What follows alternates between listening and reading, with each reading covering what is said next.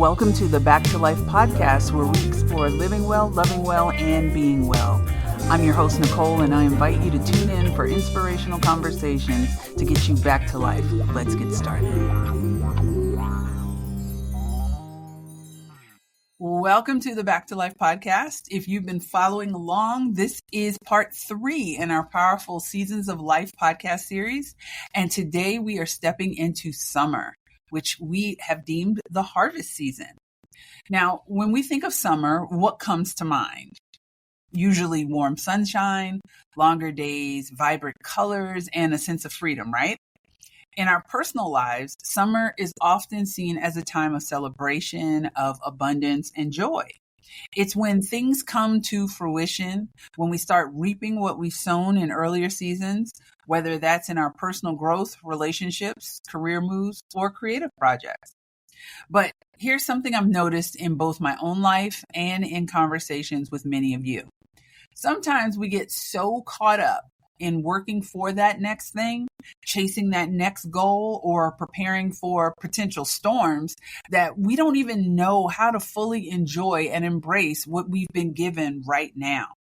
So today we are going to be diving into how to truly embrace your summer season without falling into exhaustion, guilt, or constant anxiety about what's coming next. And to help me unpack this beautiful but complex season, I am thrilled to welcome back LaQuesia Love. Welcome, LaQuesia. Thank you, Nicole. I'm so excited to be back to talk about summer. Yeah. This season holds such a special place in my heart because it represents both the joy of growth and reward. Mm-hmm. But also, if we're not intentional, it can become a time of overcommitment, performance pressure, and then burnout. Oh, yeah. So that's really true. So, as a kid, summer meant freedom, right?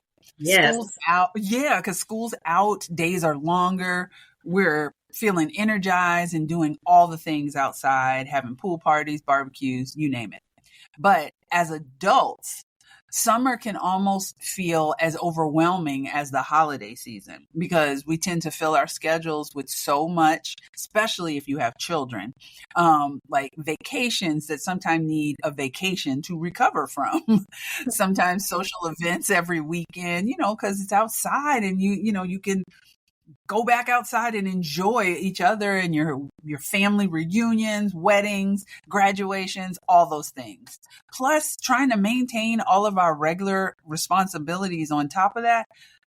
I'm just exhausted just saying all of that. Absolutely. That actually sounds like my life right now with all of the things on the calendar. But you're right, though. There's a fascinating parallel between the external summer busyness and what happens in our internal summer seasons of life. Mm-hmm. When we enter periods of abundance or success, there's this tendency to overschedule our blessings too. Saying yes to every opportunity, trying to maximize productivity when things are going well, and feeling this strange pressure to make hay while the sun shines, as the saying goes. Oh, I've never heard of that before. But what many people don't realize, Nicole, is that even good seasons require rhythm and boundaries. In nature, summer isn't just about endless growth. It's also about deepening roots, finding shade when needed, and preparing systems to sustain the abundance. There's wisdom in that pattern that we often miss. That's really profound. I've never thought about it that way. And when you think about that, even our good seasons need structure or could benefit from structure and intentionality. Let's get started by exploring what summer season truly represents in our life. When I talk about the summer, I'm referring to those periods where you're experiencing the results of your previous hard work and patience. Maybe you're in a season right now where the doors are finally opening after years of knocking, and you're seeing answered prayers, relationships are flourishing, or things are just generally feeling good after a difficult stretch. And that's the kind of abundance that is absolutely worth celebrating. Yes, summer seasons are beautiful gifts. Mm-hmm. They might look like finally getting that promotion after years of dedication, getting a bonus, or a relationship that feels secure and nourishing after a period of healing. Or creative projects that are receiving recognition, or even a stretch of good mental health after struggling with anxiety or depression. These seasons are precious and are meant to be embraced. Yeah. But what people don't always talk about openly is that abundance and success can actually be overwhelming. Have you ever wanted something so bad, worked for it for years, and then when you finally achieved it, you experience this unexpected feeling of, oh no, now what? Or even imposter syndrome. Yeah, you know what? We talked about that a little bit in the last episode. I remember when this podcast finally started to gain a little traction after 2 years. Well, I was sort of consistent. I'm consistent now, but I wasn't consistent at first because I wasn't sure what was going on, Now, there is a little bit of growth, and instead of just enjoying it, my first thought tends to be is, oh my gosh, can I maintain this? Yeah. Do I deserve this? What if I just stop? What if I don't do this anymore? What if I don't have any more ideas? What if these are not helpful to anyone? I'm just, my mind, you can get kind of stuck in your head a little bit. Sure. And we can work so hard to get to a place of peace or success. And then sometimes we unconsciously sabotage it because in some strange way, struggle feels more familiar than success. That's exactly it. And there's actually a psychological term for this. Upper limit problems. Oh. Gay Hendrick talks about this in his work, how we all have an internal thermostat for how much success, love, or abundance we believe we deserve. Oh, that's the book, The Big Leap. Yes. When we exceed that unconscious limit, we often do things to bring ourselves back to our comfort zone, even if that means undermining our own harvest season. Ooh. Yeah. You know what? That is a very real thing. Why do you think we do this? Why are we like this? Why is it just so hard to receive good things? I mean, why do we always have to feel like we're in punishment mode? Yes. I think there's several layers to it. Sometimes it's tied to early messaging we received about whether we deserve good things. For some people, it's about the fear that comes with having something precious. Then you suddenly have something to lose, right? And for many of us, particularly women and people from marginalized communities, we've internalized that we need to earn our work through constant effort and productivity. That is powerful right there. Yeah. But here's what I tell my clients.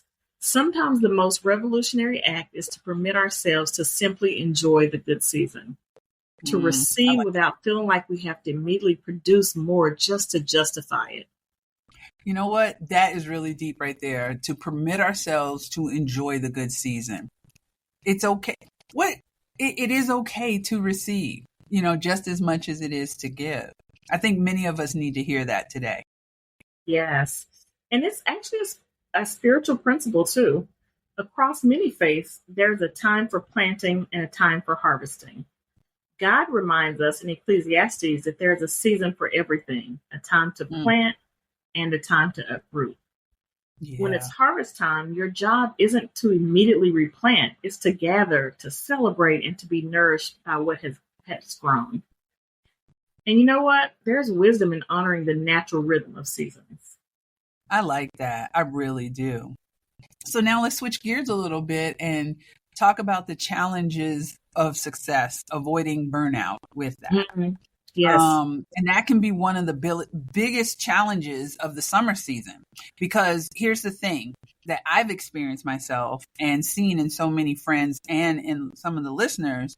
When we're in a season where things are going well, there's this subtle pressure that we have to keep producing at the same level or higher to prove that we deserve the success that we're experiencing. It's almost like we're not in control anymore. We're being driven by other people, their preferences and different things like that, where it's kind of like ride the wave that you have. You're touching on something that's so important. Our culture reinforces this constantly. We're bombarded with messages about this hustle culture, right? Sleep when you're Mm-hmm. dead, no days off, rise and grind, all suggesting that constantly productivity is the goal and rest is somehow failure. That sounds exhausting. Exhausting. But if we look at nature again, even in the height of summer, plants don't produce 24/7. They have cycles within the seasons. They respond to the rhythm of the day and the night. There are times of intense productivity and times of conserving energy, even within the most abundant season. Exactly. And I think there's this misconception that if we ease up even slightly during good times, everything we've built will somehow collapse. And that is not true. It's this idea that we will always have to be doing more, reaching higher, producing faster to maintain the success that we've achieved. But not everything that grows needs to be harvested all at once or in the same way. You can actually ruin the fruit by doing that. That's so good. And some of us don't realize that summer isn't just about working and producing. It's also about strategic rest, integration, and enjoyment. Yeah. Think about fruit ripening. It actually happens gradually in its own timing, right? Yeah. If you try to pick an apple too soon, it's not ready and won't nourish you properly. If you wait too long, then you miss the optimal window. There's wisdom and discernment about timing, even in abundance. I love that metaphor. So let's look at what this looks like practically. How do we enjoy the summer season without burning ourselves out? That's a great question. Here are some practical approaches that I often share. First, pace yourself intentionally. Okay. Create celebration rituals, practice presence, and build in recovery periods. So let's go back to pacing yourself. Okay. Not every opportunity that comes your way during a successful period is meant for you. Ooh. Just because you can do something doesn't mean you should. I say that all. Yes. Learn to be selective even amid abundance. Ask yourself, does this align with my deeper purpose and values, or am I just saying yes because I'm afraid the opportunity won't come again?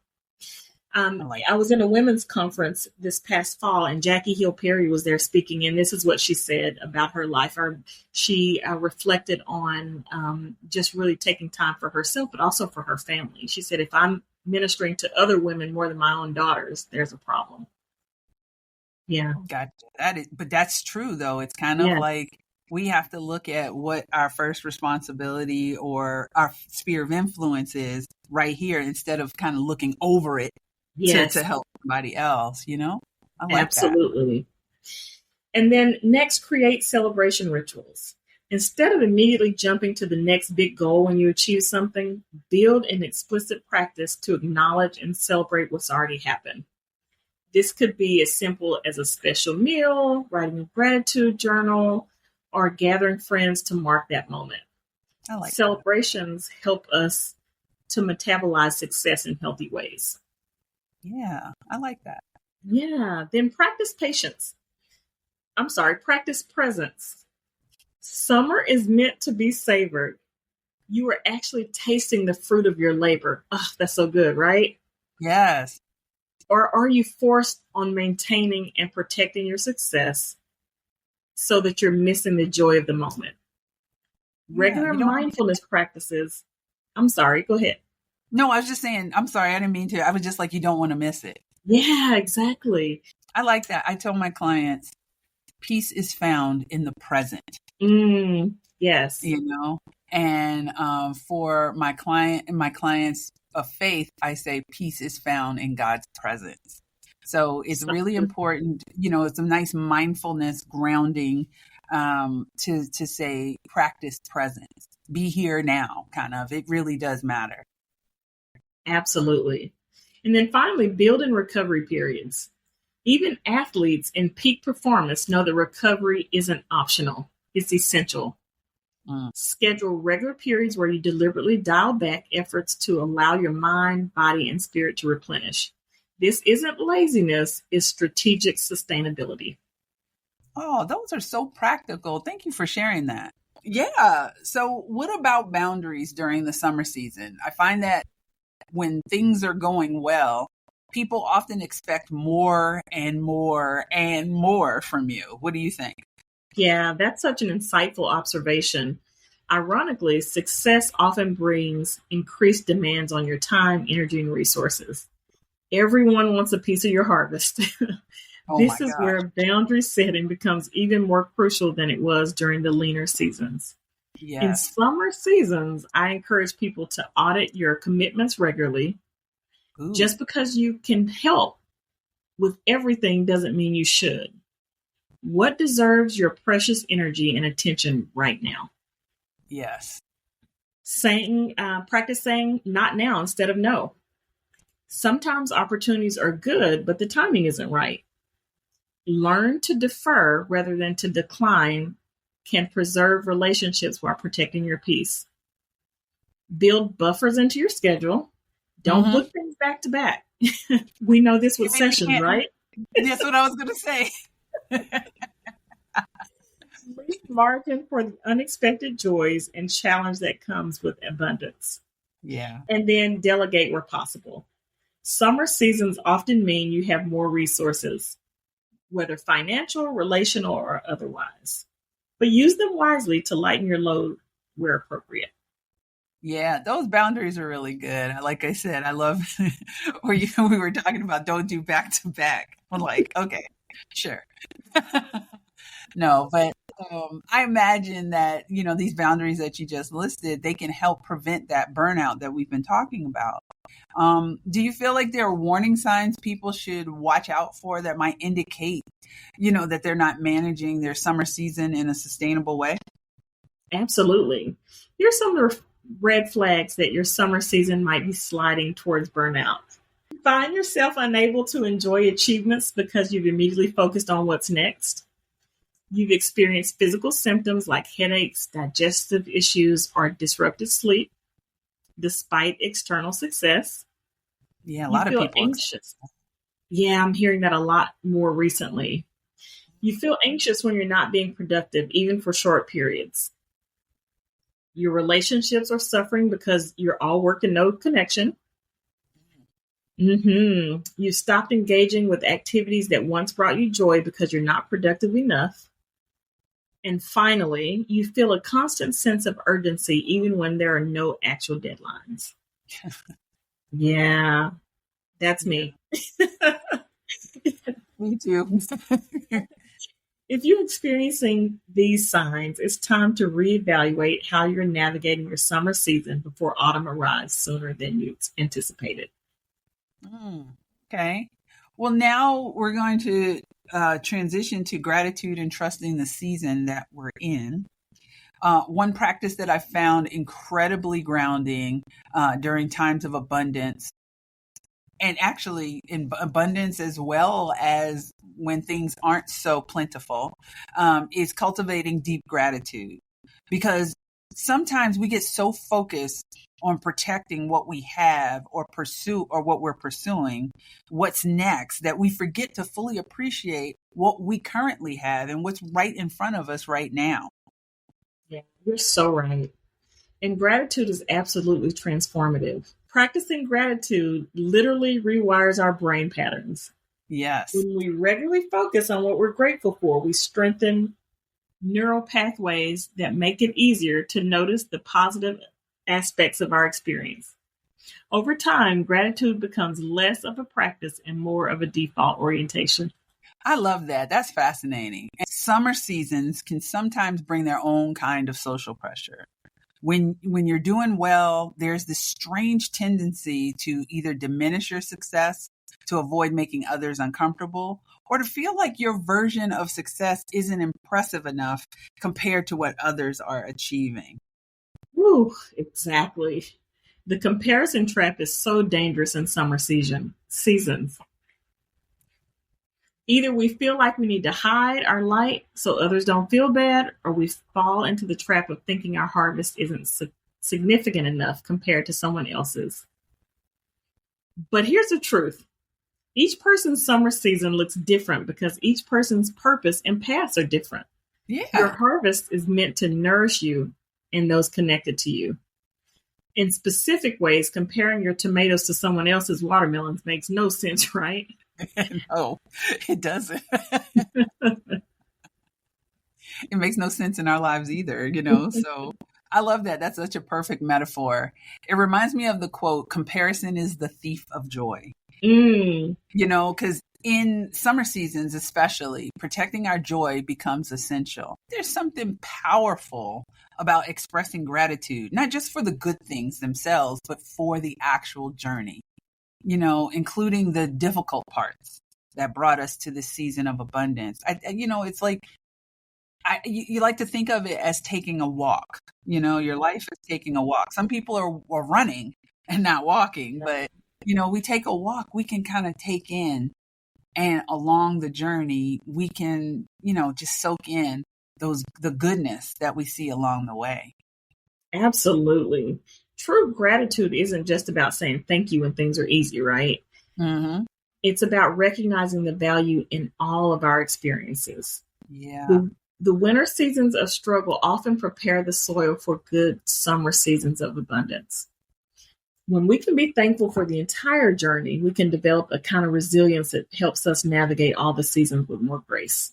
No, I love that. That's so profound. It reminds me that gratitude isn't just about the harvest itself. It's about trusting the season that you're in, because even summer doesn't last forever. Yeah, that's exactly right. And it touches on another important aspect of navigating summer well, understanding that every season serves a purpose. And every season is temporary. Summer will eventually transition into fall or autumn, just as winter eventually goes into spring. Mm-hmm. This doesn't mean we should have anxiety about the future, but rather we should savor summer fully and precisely because it won't last forever. Yeah. When we trust the natural rhythm of seasons, we can fully be present in each one without clinging or resistance. Yeah, I think that's so liberating to know that you don't have to desperately cling to summer or constantly worry about when it will end. Instead, you can fully inhabit it, knowing that each season brings its own gifts and challenges. Yeah, so if you're in a summer season right now, don't rush through it. Don't diminish it. Don't compare it. Just receive it fully with open hands and an open heart. Yes, and remember that receiving abundance well isn't selfishness, it's stewardship. When we allow ourselves to be truly nourished by our harvest, we have so much more to offer others from our overflow. Oh, that's wonderful. LaQuesia, thank you so much. This conversation has been so rich. And as we wrap up today, I'd like to leave our listeners with a question to reflect on this week. And here's the prompt. How can you fully enjoy and embrace your current summer season without rushing to the next thing or diminishing what you've already harvested? That's something to just kind of pause and just really think about, So, LaQuesia, do you have any final thoughts for our listeners who might be in their summer season right now? Yes, Nicole, first, that was such a powerful question. My final encouragement would be this. Remember that rest is productive. Mm-hmm. Celebration is productive. And joy is also productive. Mm-hmm. Don't forget to pause and enjoy the beauty of each season. Every season has purpose, and none of them will last forever. Trust the process, and when your harvest arrives, give yourself full permission to receive it with gratitude. Oh, that's beautiful. Thank you so much for sharing your wisdom again with us today. For everyone listening, if this episode resonated with you, we'd love to hear about your summer season experiences. What are you harvesting right now? What are you learning to receive in abundance? Share with us on Instagram at Be Well with Nicole G or at Love Therapy DFW, or just leave us a review and tell us how these conversations are impacting your life. And don't forget to subscribe so you don't miss our final episode in the Seasons of Life series next week, where we'll be talking about fall, which is the season of transition and release, or that pruning season, as we mentioned earlier. We'll explore how to navigate change with grace, how to know how to hold on to, what to let go of, and how to prepare for the winter that follows. So So until then, remember that your harvest is meant to be enjoyed. This is Nicole with the Back to Life podcast. Be well, and I will talk to you soon.